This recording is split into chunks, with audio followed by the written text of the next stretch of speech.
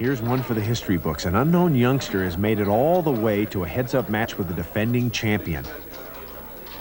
The Railbirds love this matchup. You can feel the tension building and building. Here we go.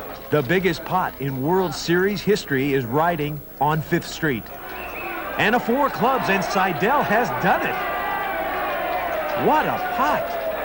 Johnny Chan can't quite believe it. It's a hand young Erik Seidel will long remember. Erik Seidel is someone who is a phenomenal player and who has been successful for longer than anyone else. I mean, he's been winning since the 80s and still remains competitive in the high roller scene today. So he's someone who's really adjusted as the game has evolved. Erik Seidel is a newcomer, but we expect to see him over and over again at the final table. I feel like I'm struggling to understand the game every time I sit down and looking for what the hell's going on? What are people doing? What is this person doing? And it's not a job where you can just show up and play the way you've been playing and assume that things will go well. Got there. Obviously, we know all flushes got there. What exactly are we trying to extract value from? People don't recognize how much work and how much open-mindedness you need to develop as a poker player. A lot of it is observation and trying to figure out what the best players are doing and how the game is changing. To me, it seems very difficult to have an overly large ego and play poker because it's such a humbling game. Every time you sit down, you are up against amazing players and really brilliant people.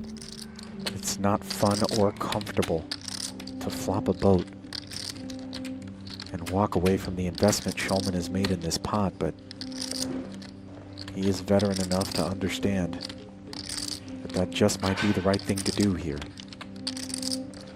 I'm arrogant about my game when I play at times, don't get me wrong, but when it comes to the broader analysis, I like to just think about what's going on and kind of what the cards are doing at times. These are very smart people making decisions, this is not the era where you just watch and assume you know the answers, So I mean, that part is genuine. I don't feel that. A lot of people feel that they see what's going on.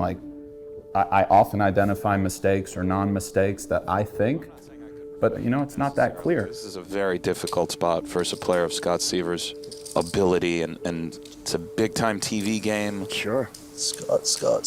That's all you could have, right? Kings. Just kings. Even when it comes to something as basic as session review, I'll think about a hand, right?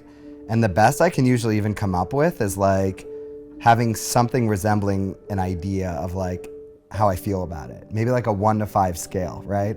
With a 1 being that was fucking atrocious, to a 5 being that was almost certainly good. It's hard to have perspective on it. If you're on a good streak, people tend to think that it's because they're playing great. And every year, the person who wins the main event and gets through 7,000, 8,000 people thinks they played better than anyone else played. They don't really recognize the run of luck they had. Now the river card, it's a 5! Oh, Canada!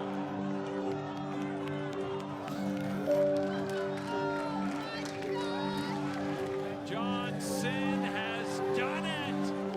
It is over here at the Rio. For Erik Seidel, he can only look and wonder what might have been.